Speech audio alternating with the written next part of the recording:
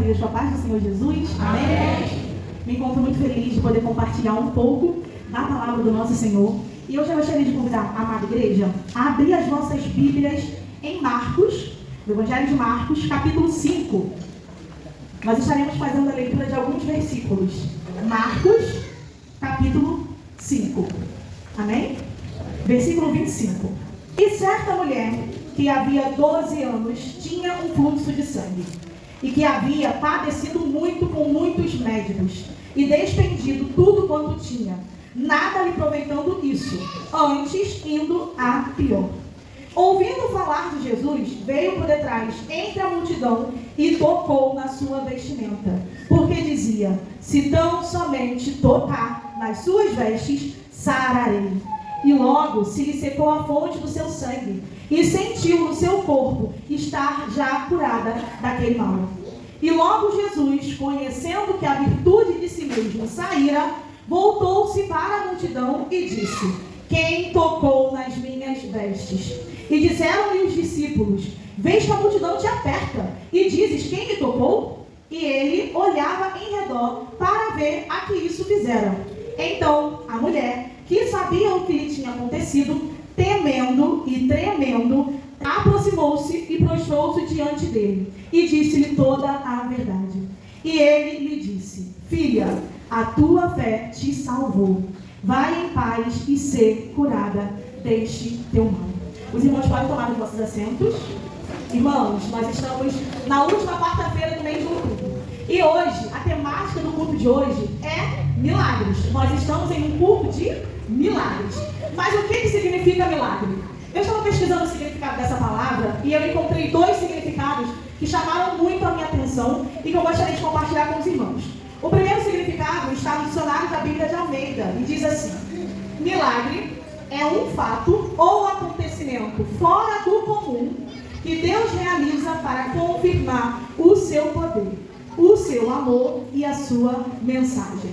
Ou seja, um milagre acontece para um propósito. Existe propósito no milagre. O segundo significado que eu encontrei está no dicionário da Bíblia e diz assim: milagres são fatos históricos ou fenômenos naturais que parecem violar leis naturais, mas, ao mesmo tempo, revelam Deus aos olhos da fé. Meditando nesses dois significados, eu cheguei à conclusão de que aquilo que o homem não pode fazer e só Deus tem poder para executar é milagre. Tanto é, irmãos, que na pequena enciclopédia bíblica diz o seguinte: diz que milagre é sucesso que se não explica por causas naturais, é propriamente obra de Deus. Então o que isso significa? Significa que para um milagre acontecer é necessária intervenção divina. Nós, seres humanos, não temos capacidade sozinhos de executar um milagre. O milagre acontece através do poder de Deus. É óbvio que o nosso Senhor, Ele nos usa. Ele usa a minha vida, Ele usa a sua vida para alcançar determinados propósitos. Mas é só no nome de Jesus. É só pelo poder, pela operação, pela ação do Espírito Santo que o milagre acontece. Porque milagre é obra de Deus. É obra do Senhor. Nós sozinhos, com as nossas mãos, que muitas das vezes a gente quer resolver com o nosso intelecto, da nossa forma, sozinhos a gente não vai conseguir fazer. Só o Senhor pode fazer isso por nós. E quando nós meditamos na palavra do Senhor, nós vamos encontrar inúmeras vezes, inúmeras passagens, tanto no Antigo Testamento como no Novo Testamento, que demonstram episódios de milagres. Lá no Antigo Testamento tem um bastante conhecido, que foi quando o mar se abriu e o povo passou. Lá no livro de Êxodo. Lá também em Êxodo a gente vai ver um também que é bastante conhecido, que foi o maná diário, sendo ali disponibilizado para o povo no deserto. Em 2 Reis a gente vai ver a recuperação de Ezequias. Algo também é um milagre. No Novo Testamento a gente também vai ver vários milagres. Lá no Evangelho de João a gente vai ver a multiplicação dos pães e peixes. Como não dizer que isso é um milagre? Lá em Mateus a gente vai ver a cura de um paralítico.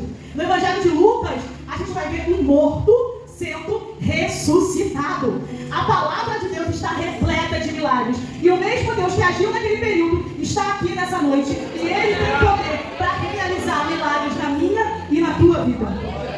Mas o que nós temos que fazer para alcançar o milagre? Hoje nós vamos meditar aqui em Marcos, no capítulo 5, no versículo 25 ao 34, que relata um dos milagres do Novo Testamento, que foi a história da mulher que tinha um fluxo de sangue. Sangue.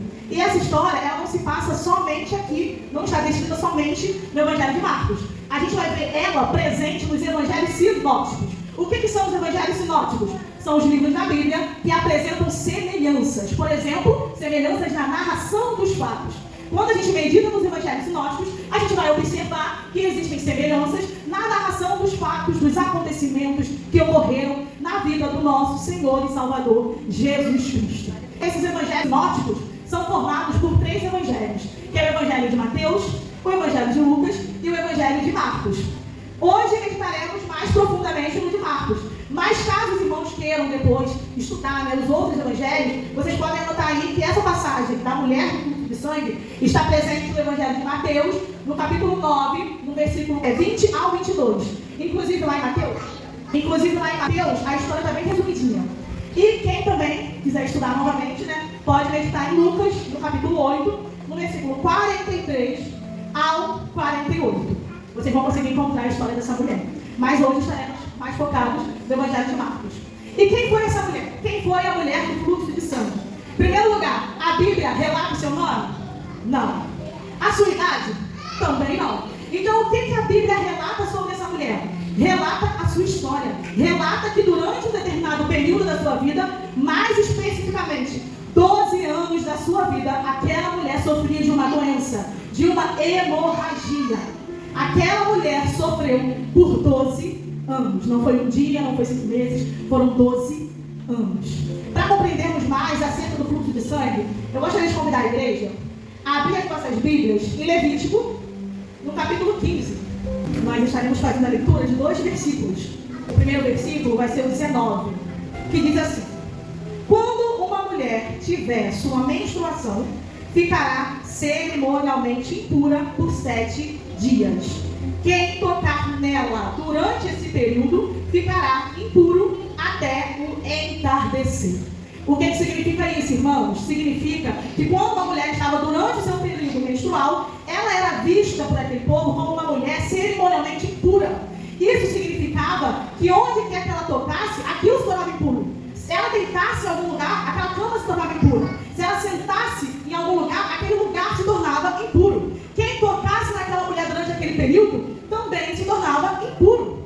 Se essa mulher fosse casada e fosse ter relações sexuais com o seu marido, se o sangue dela encostasse no homem, ele também se tornava impuro durante aquele período.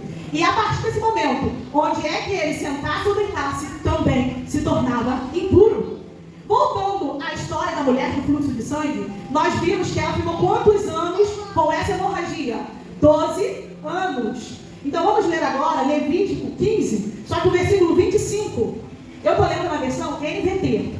Versículo 25, que diz assim: se uma mulher tiver por muitos dias um fluxo de sangue que não seja sua menstruação normal, ou se ela continuar a sangrar depois da menstruação normal, ficará cerimonialmente impura. Agora observem esse pedacinho aqui do versículo. Enquanto durar o sangramento, a mulher ficará impura, como acontece durante a menstruação. Enquanto durar o sangramento, a mulher ficará impura. Imaginem a situação dessa mulher. O que significa isso, irmãos? Significa que durante 12 anos, aquela mulher era vista como uma pessoa impura. Ela não podia encostar nas pessoas porque automaticamente elas se tornavam impuras. Onde ela deitasse, ficava impuro. Onde ela sentasse, ficava impuro. Se essa mulher, a Bíblia não relata isso, mas se essa mulher, ela fosse casada, significaria que durante esses 12 anos, ela não iria poder gerar filhos. Porque ela não poderia ter relações sexuais com seu marido. E se ela fosse solteira, a Bíblia não relata, mas se ela fosse solteira, ela não poderia arrumar um marido. Porque ela não podia ter um contato normal, como nós temos uns com os outros. Essa era a situação daquela mulher. Este era o cenário daquela mulher. Durante 12 anos, aquela mulher não sofreu apenas fisicamente, mas ela sofreu emocionalmente e ela sofreu socialmente. Porque socialmente falando, ela não podia ter um contato natural, normal, com seus familiares, seus amigos, com as pessoas da sua comunidade. Não podia estar no culto. Durante 12 anos, essa mulher sofreu. Só que o interessante dessa história é que nós não vemos relatado aqui que ela ficou paralisada durante esses 12 anos, esperando uma solução vindo nada. O texto nos relata, lá no Evangelho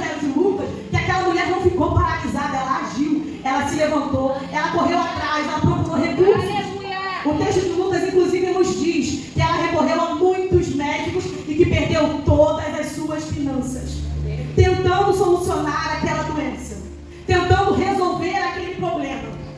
Só que aqui em Marcos, no versículo 26, diz assim, e que havia padecido muito com muitos médicos e despendido tudo quanto tinha, nada lhe aproveitando isso, antes indo a pior. O que significava isso? Que além dela perder todas as suas finanças, o problema dela não foi solucionado. Ficou pior, ela ficou pior. Consegue compreender isso, irmãos? 12 anos de sofrimento, 12 anos de procura, mas o problema não foi solucionado. E por que não foi solucionado, irmãos? Porque aquele problema não era para a medicina resolver. Aquele problema não era para as mãos de um médico solucionar.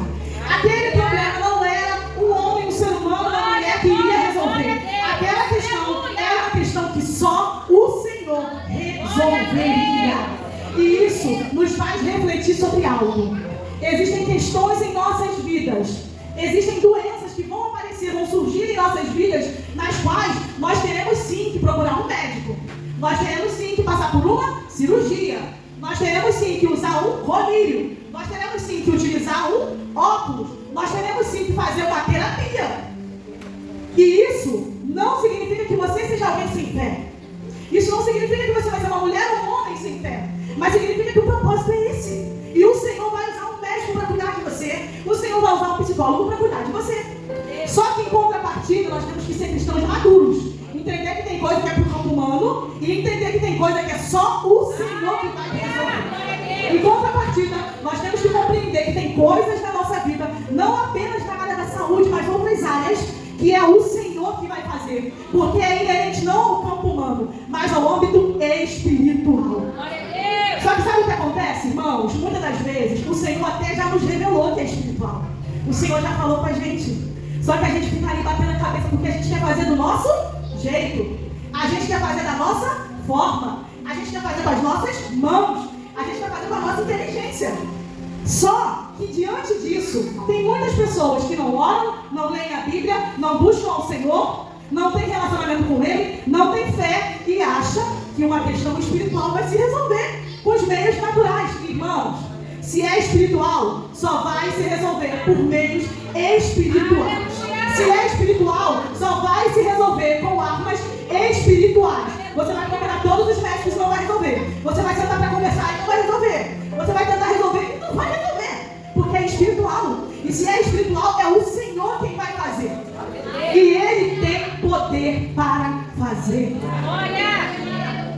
E diante dessa situação, irmãos, refletindo sobre isso, nós nos deparamos com o próximo versículo, que é o versículo 27. Marcos 5, versículo 27, que diz assim: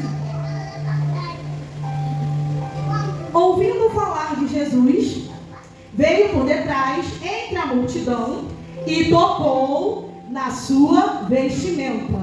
Ou seja, diante daquela situação que nós já compreendemos, a mulher sofreu 12 anos, a mulher procurou vários médicos, ela tentou resolver com os meios naturais, tentou solucionar aquela questão, aquele problema.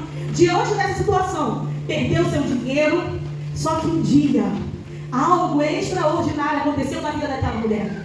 Algo que mudou o seu cenário, algo que mudou a sua situação, algo que resolveu a sua questão. O que foi?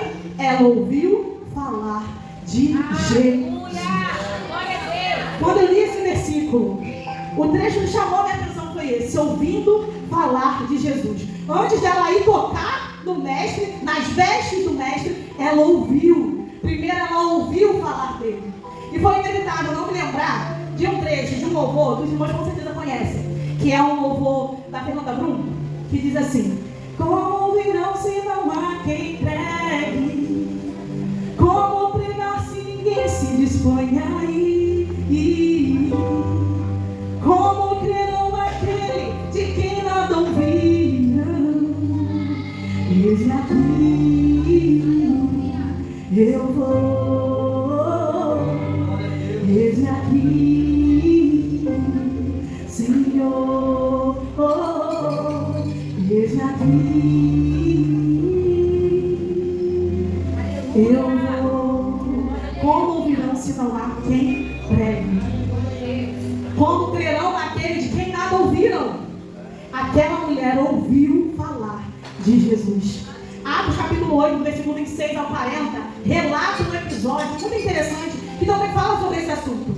Neste episódio nós podemos ver na vida do evangelista Filipe que o anjo do Senhor pediu que ele fosse ao encontro de um eunuco etíope. E quando ele se aproximou do eunuco etíope, o que aconteceu? Ele estava lendo, o eunuco estava lendo o trecho do profeta Isaías. Então Filipe pergunta para o eunuco: entendes tu o que lês? E o eunuco responde: como entendereis se alguém não me explicar? E aqui eu trago a responsabilidade para mim e para você. Como as pessoas vão ouvir falar de Jesus se nós não falarmos do Mestre?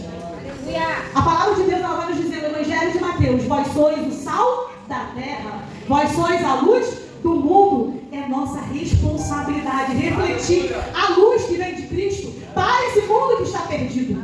É nossa responsabilidade fazer a diferença neste mundo. No Evangelho de Marcos, no capítulo 16, versículo 15, diz: ide por todo mundo, pregai o Evangelho a toda criatura. A responsabilidade é minha e sua, como instrumentos do Senhor, como vasos usados pelo Senhor, como um canal. Nós devemos proclamar as maravilhas que o nosso Deus tem realizado nas nossas vidas. E não apenas em nossas vidas, irmãos, mas também as que estão descritas aqui, na palavra de Deus. Pregando não apenas com os lábios, mas com o nosso testemunho, com a nossa forma de se portar, com o nosso caráter. Nós precisamos, irmãos. E nesta noite eu digo para vocês: eu e você podemos ser um instrumento que vai falar de Jesus, para que outros possam ouvir falar de Jesus e alcançarem o milagre. Assim como aconteceu na vida dessa mulher. Voltando a Marcos, nós vimos até aqui que ela enfrentou a multidão e ela tocou nas vestes de Jesus. Tendo ouvido falar dele, ela foi, com coragem, foi e tocou nas vestes de Jesus. Mas por que essa mulher decidiu tocar nas vestes de Jesus? O versículo 28 responde essa pergunta. Porque olha o que diz no versículo 28. Porque dizia: se tão somente tocar nas suas vestes, sararei. Por que ela decidiu tocar nas vestes de Jesus? Porque ela tinha convicção. Ela acreditava que ao tocar nas vestes do Mestre, ela seria curada. Apenas um toque seria o suficiente para que ela recebesse dele aquilo que era necessário, a cura. E isso me fez lembrar de um versículo que está em Romanos, capítulo 10, versículo 17. Diz assim: de sorte que a fé é pelo ouvir, e o ouvir pela palavra de Deus. Na versão NVT diz assim: portanto, a fé vem por ouvir. Isto é, por ouvir as boas novas a respeito de Cristo. E aqui, irmãos, nós conseguimos ver a conexão do texto. Por quê? O texto vai nos dizer que, ouvindo falar de Jesus, ela foi até o Mestre, crendo, ela teve fé. Ela foi com fé até o Mestre. E a fé vem de quê? Do ouvir. Então existe uma conexão.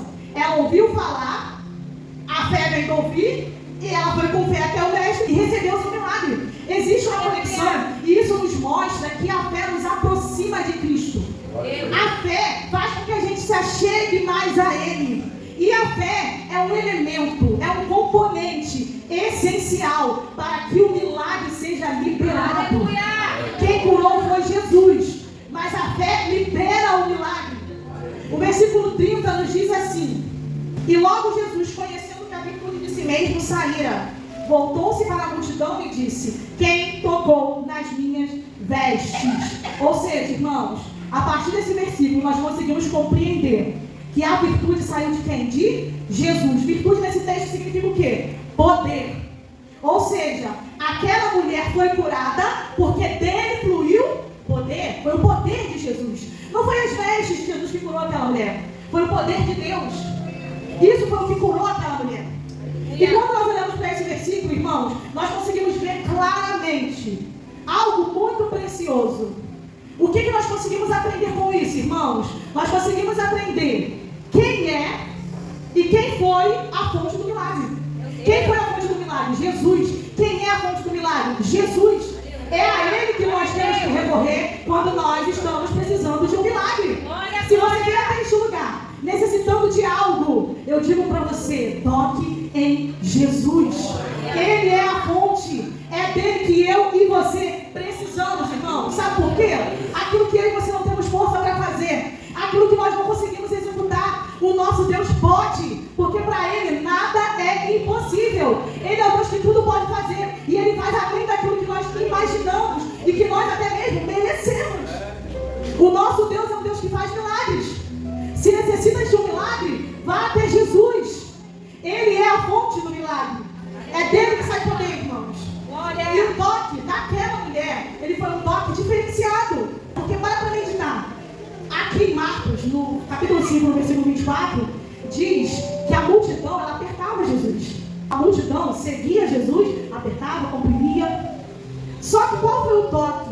O único toque que o texto declara que saiu virtude do mestre foi o toque daquela mulher. O que tinha naquele toque para ser capaz de sair de Jesus virtude e alcançar e imediatamente curar aquela mulher? A palavra do nosso Deus, ela vai nos dizer o que é que tinha de diferente naquele toque. É uma palavrinha bem pequenininha, mas que tem um significado gigantesco. Ela tocou nele com fé. O toque dela veio carregado da confiança no Senhor. Ela confiou completamente, ela não duvidou. Ela acreditou que tocando na veste do mestre, ela alcançaria o milagre dela. Ela confiou no Senhor. E diante dessa situação, quando ela tocou no mestre com fé e dele saiu virtude, Jesus faz uma pergunta. Ele pergunta assim: quem tocou nas minhas vestes? É óbvio que o nosso Senhor sabia que tinha tocado nele. O nosso Senhor sabia a resposta. Mas diante dessa pergunta, os seus discípulos dizem assim, versículo 31. E disseram os seus discípulos: vês que a multidão te aperta e dizes: quem me tocou? A multidão seguia apertava Jesus, trazendo isso para os nossos dias. Muitas pessoas também são assim. Seguem Jesus, pressionam, comprimem. Pessoas que vêm à igreja, oram, leem a Bíblia, está em comunhão com o Senhor aqui no templo. Pessoas que já ouviram falar de Jesus. Só que essas pessoas, muitas das vezes, elas seguem o mestre não com a intenção de ter um relacionamento profundo com ele. Não com a intenção de conhecê-lo verdadeiramente e de experienciar os milagres que ele tem para derramar. Muitas dessas pessoas vêm à igreja, têm presença no culto, lê e ora, mas sem um pingo de fé. São pessoas que muitas das vezes se dizem servir ao Senhor. Só que, irmãos, é só por rotina. É só porque aprendeu com a mãe e com o pai, que é bom. É só porque, na verdade, quando ela está na igreja, ela sente emoção. Ela sente um pouquinho de paz no seu dia conturbado. Vem para a igreja, por quê? Porque tem medo de ir para o inferno. Só que não conhece verdadeiramente a Cristo. Não consegue compreender o poder que Ele tem para curar, para libertar e para salvar. Não desfrutam da alegria que é viver dia a dia com o Senhor no secreto. Só que aquela mulher tocou no Senhor de maneira distinta do toque das outras pessoas que estavam ali. Provavelmente quem estava ali encostou, tocou no Senhor. Só que ela tocou com fé, com convicção. E é isso que o Senhor espera de mim e de você. O Senhor espera que nós não venhamos viver com Ele um relacionamento raso, de só ir de vez em quando na igreja ou todos os domingos por rotina. O Senhor espera que a gente tenha um relacionamento constante com Ele, dia após dia. É isso que o nosso texto espera de mim e de você. O nosso Senhor espera isso, irmãos, porque é muito perigoso viver num relacionamento raso. É muito perigoso, irmãos. No meio do caminho você pode perder a sua salvação. E quanto mais relacionamento a gente tem com o Senhor, quanto mais a gente toca nele, mais a gente recebe do Senhor. Enquanto eu estava estudando, algo chamou minha atenção. No comentário expositivo Marcos, do Hernandes Dias Lopes, ele trouxe aí a perspectiva de um autor chamado Lewis Richards. E esse autor, ele traz 4 características sobre o toque que aquela mulher teve nas vestes de Jesus. A primeira característica que ele traz é a característica de que o toque foi intencional. O que significa isso? Ela foi naquele lugar com uma intenção. Ela não esbarrou nele sem querer. Não foi um acidente. Ela foi com a intenção de tocar no mestre. A segunda característica que esse autor traz é que o toque foi proposital. Ou seja, existia um propósito. Qual era o propósito? Ela ansiava ser curada.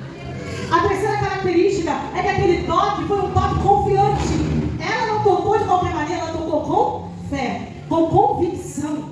E a quarta característica desse toque é que o toque foi eficaz. Por quê? Ela tocou e imediatamente foi curada. Ela tocou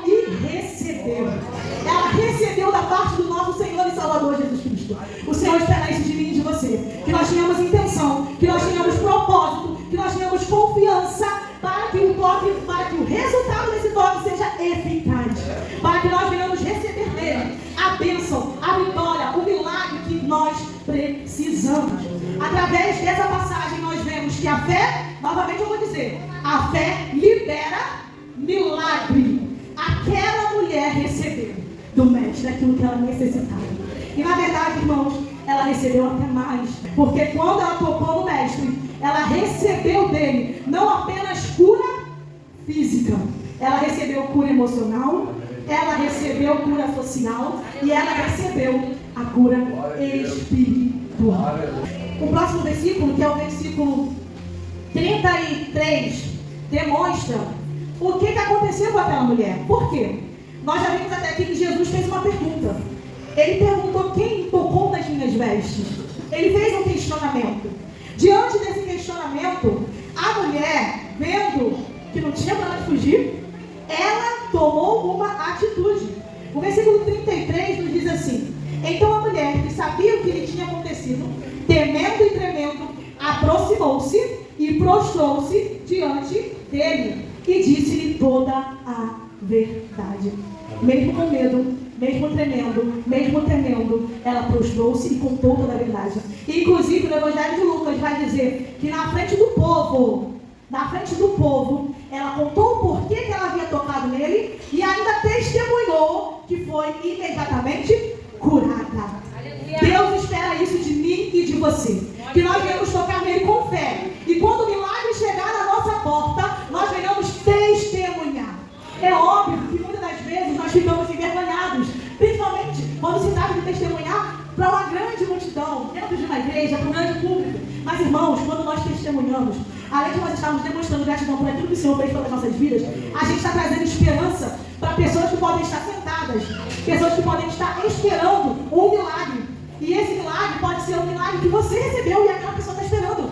E quando você testemunha, aquela pessoa é tocada e volta a ter esperança, porque a fé vem pelo ouvir. Aleluia. Então, mesmo temendo, mesmo tremendo, mesmo com vergonha, não se acanhe. Quando o milagre chegar até você, se esse milagre não for de imediato, porque acontece, muitas das vezes a gente vai tocar com fé, mas o Senhor, Ele vai querer de nós perseverança. A palavra de Deus nos diz lá em Lucas: pedi, buscai e batei. Então nem sempre o milagre vai chegar de imediato. Tudo depende do propósito do Senhor para as nossas vidas. Mas quando esse milagre chegar, irmãos, não se acanhem, compartilhem, testemunhem exatamente aquilo que o Senhor fez na vida de vocês. E para encerrar, irmãos, a ministração de hoje, eu gostaria de compartilhar com os irmãos qual foi a resposta, a linda resposta que Jesus deu para aquela mulher. Quando ela confessou, quando ela disse o que havia acontecido, quando ela falou por que havia tocado e que havia sido curada, o Senhor responde no versículo 34 o seguinte: e ele lhe disse: filha, ou seja, aqui ele está dizendo para aquela mulher, ele estava dizendo para aquela mulher: estou te dando dignidade, estou te dando valor, estou te dando identidade. Filha, a tua fé te salvou. Vai em paz e ser curada deste teu mal.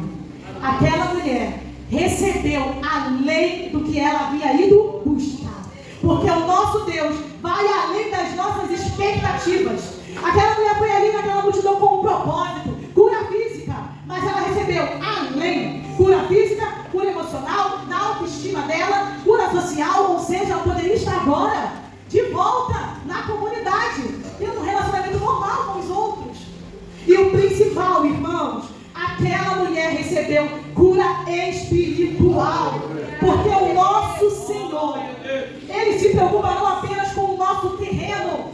O nosso Deus é um Deus que tem planos melhores e maiores do que os nossos, que abrangem o nosso terreno, mas também abrangem a vida eterna. O nosso Deus, o nosso Senhor, hoje Ele quer dar para você não apenas cura na sua saúde, não apenas cura no seu físico, não apenas cura no seu emocional, não apenas cura no seu social, não apenas cura na sua família, não apenas cura no seu trabalho, não apenas cura nas suas finanças. O Senhor está te oferecendo hoje a vida eterna. E hoje o Senhor está dando a oportunidade para você que está afastado dos caminhos dele. O Senhor hoje está dando a oportunidade de você se arrepender dos seus pecados e de você aceitar a Ele como Salvador. Não perca a oportunidade. Não saia deste lugar sem a sua salvação. Hoje está sendo liberado água viva. Hoje está sendo liberado vida espiritual para você. O Senhor está te dando a oportunidade. E você não deve perder essa oportunidade. E para os que estão aqui, hoje nós ouvimos falar de Jesus. Para que amanhã a gente possa compartilhar de Jesus. Para que outros possam ouvir falar de Jesus. E crendo, porque a fé vem pelo ouvir e ouvir a palavra de Deus. Se aproximem de Jesus para receber dele não apenas cura física, cura emocional e cura social, mas para receber a vida eterna.